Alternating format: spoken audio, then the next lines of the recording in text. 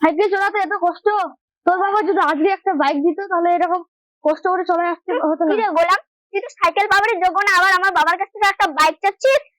কিছু কাজ করে কিছু বলতে হবে না, শাশুড়ি শাশুড়ি এলাকায় চলে আসছে, এখন মিষ্টি করতে হবে।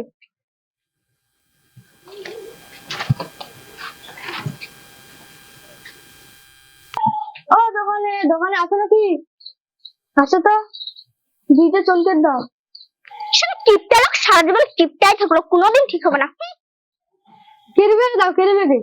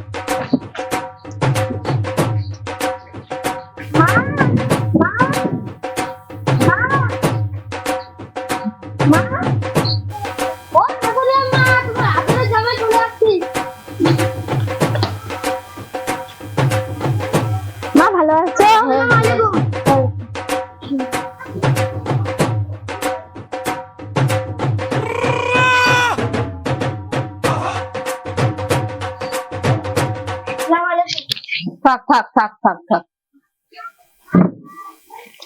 শালার জামাই 1 মাস হয়নি আবার চলে আসলো। আমি ভাবছিলাম নুন ভাত খেয়ে একটা গাই গরু কিনবো, তারপর দুধ ভাত খাবো। শালার জামাই 1 মাস হয়নি আবার চলে আসলো। কিছু না জামা যা, জামাইকে নিয়ে ঘরে যা।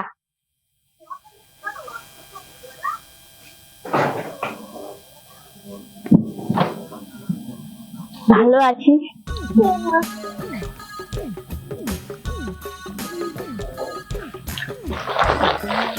যাও বাজারে মাছ মাংস কিছু নিয়ে আসো, আমার জামাই আর বেশি আসছে। আমি পারবো না, আমি গরিব মানুষ, কোথায় পাবো অত টাকা পয়সা?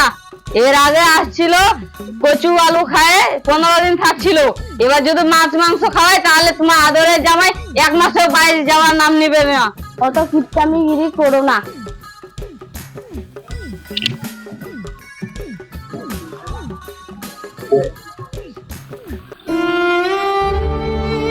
কি মুজাফর দা, এখানে বসে কি টেনশন করছো?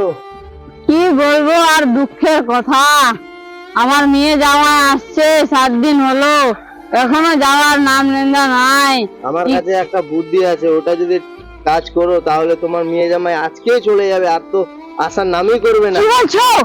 শুনো তাহলে বলছি, আমার কাছে তাই দাও, আমার তো লাগবে ওটা।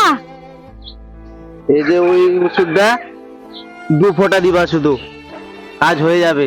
ও তাহলে হয়ে যাবে, যাও, চলো, টেনশন করো না, যাও। ঠিক আছে, ধন্যবাদ। যাও।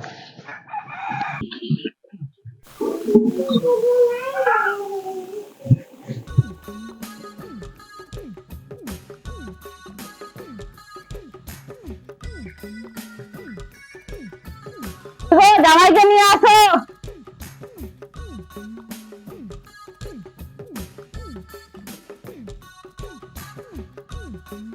জামাই খাও।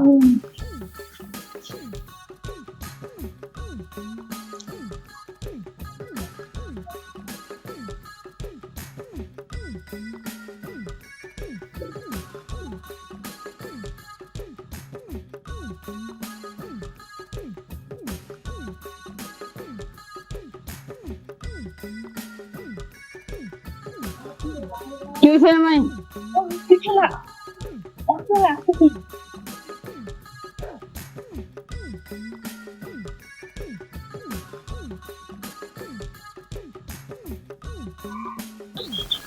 এবার বুঝবে শালার জামাই যেমন 1 মাস 15 দিন আসে খাওয়া মজা। ও তুমি বুঝবে না, তুমি চুপচাপ বসে থাকো ওখানে। শালার জামাই না এবার শালা 1 মাস 15 দিন আসে থাকার।